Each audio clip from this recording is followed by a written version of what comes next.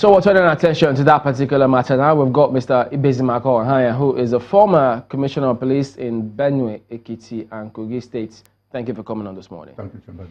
Well, the IGP has since responded to the VP's call to overhaul SARS. They've done a number of things, which hopefully we'll look through as we progress. But can we really talk about overhauling SARS without talking about reforming Nigeria Police Force? Chamberlain, first of all, why was SARS created before the Nigeria Police? It was Inspector General of Police Gambo in the 70s, when robbery was high in Lagos. He created a department called Special Anti-Robbery Squad to assist Lagos Police to fight robbery. I think the first head of SARS then was Wajafa. They concentrated only on robbery cases. There was no kidnapping then. As the country was going on, people started creating SARS in states. People? Police officers, commissioners of police. They distorted the structure of Nigerian police. Started creating SARS in the states.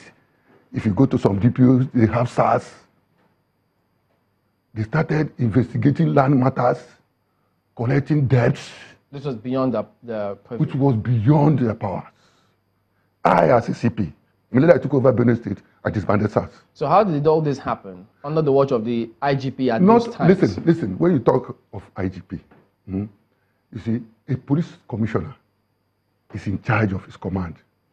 When people talk of IGP is a supervisory role to monitor direct policemen. Some commissioners of police started creating SARS in commands. They distorted the whole police architecture according to Nigerians. What we know is you have a state CID, you have anti-robbery squad in state CID, you have an assistant commissioner of police to supervise them, monitor them. But you see, some CPs will come, take over a command, they will bring a superintendent and say it's OC SARS. He takes over the whole command, rampaging the whole state, taking over cases from DPUs, taking over land matters, civil matters, no supervision. That was what brought this mess. So what I am saying is that the Nigerian police is well structured by colonial masters. I'm happy that the current police service commissioner, current chairman of police service commission, Smith, I served under him as a staff officer, welfare enforcer quarters. I know there are so many changes. So what I'm trying to say is that SARS is a name.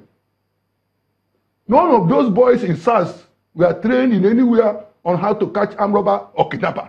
It's just courage and honesty. You require somebody to be in anti-robbery section.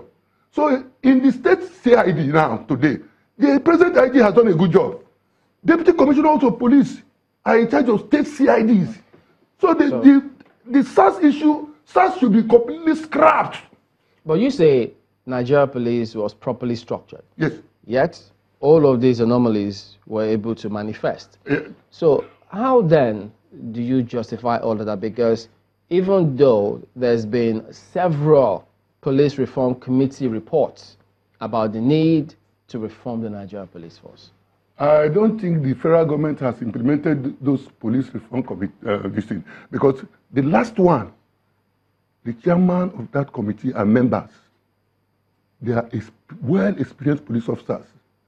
Spari Osayende was the secretary, MD Yusuf was the chairman. They have not implemented anything on that document. I stand to be corrected. They have not. The problem of Nigerian police, like I'm saying, we have government problem. But we have managerial problem, administrative problem, which I think the present chairman of Police Service Commission could correct. Yeah, but it is not the problem of any IG. There are people who are supposed to have oversight function on police, Police Service Commission, Senate Committee on Police, House of Rep Committee on Police. They are not doing their job. They are not. They are not doing their job. Because they are the ones. If you go, let me give you an example now. If you bring 2 state police commands, you will see the offices vary. You go to one state, you will see OC, anti-robbery. Is it supposed to be the same thing? Because they have different challenges. It's supposed to be the same thing. Because it is from there you know your manpower requirements, the vacancy position. The vacancy position. You know the number of men to promote. You understand what I'm saying? It's a national police.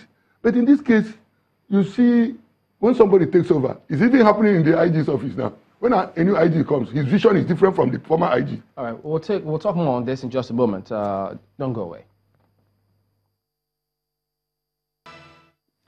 Okay, Mark, let's backtrack a bit. Let's trace this problem in trying to identify and sort it out. At what point did this disorganization start in the police? So many years back. I cannot give you the exact date. But when we came into the Nigerian police force, we have police regulation, we have force orders, we have force administrative instruction, we have police act. That structure in those documents, nothing was wrong with it. What we needed is to upgrade our technical system of investigation, forensic investigation, modern equipment, and on whatnot. And good training. That is, when you train a policeman, you know you have trained a policeman. If you go to the college now, I'm telling you the truth, you will see the commandants in police college. It's a higher institution. You bring trainees, no money. No money. So the type of training we started impacting of our policemen from 80s down. Let me understand your point. You say this SARS is a duplication of responsibility in the Nigerian police force. It is pure duplication of responsibility. Which... Let me give you an example. I'm giving you an example. When I got to Benue State as CP, I saw a SARS department. I asked my OCCID, go and check these people. He got there, all the SBs were not registered. There is no record of what he was doing. I disbanded them.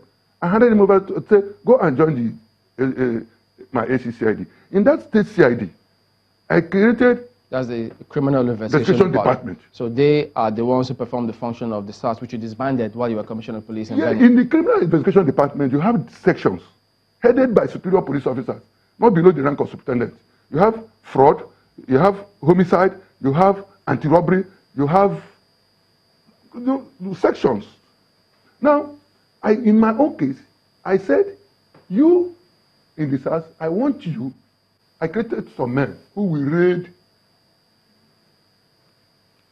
Their job is to raid, look for robbers, and hand over to my 2IC state CID to investigate. The ones we see with arms, like what happened to Osama bin Laden, will happen to them. Are you getting my point? The ones who were caught at the spot, what America did to Osama bin Laden, you know, Americans will be telling you extrajudicial killing. How did they kill Osama bin Laden? That one will happen to them. The ones you bring to the police headquarters, you hand it over to my 2IC to investigate. You cannot go and arrest robbers. Sometimes you arrest people who are not robbers, you say you are investigating, you put them in the cell. Perpetually, nobody inspects the cell or checks the cell. So what I am saying, Nigerian police in the state commands should, it is a name. It can be under the DC, CID, Deputy Commissioner of Police. Well, what's in the name? Because now that the Vice President has ordered the reform of SARS, it now is no more SARS. It's now FSARS. What's the difference? The FSARS. That is what I'm trying to say. They have centralized it now. The federal SARS, all the SARS men in 36 states and Abuja, is being controlled by a commissioner of police in Abuja. So if you're in Lagos, let me be frank with you. If you're in Lagos, a federal SARS man slaps you. If you go to police CP, you say the man is not working under me. Go and talk to a CP in Abuja. I'm telling you the truth. All right, that is the correct thing. Let's go to Abuja now. There's some perspectives from there. Makwe.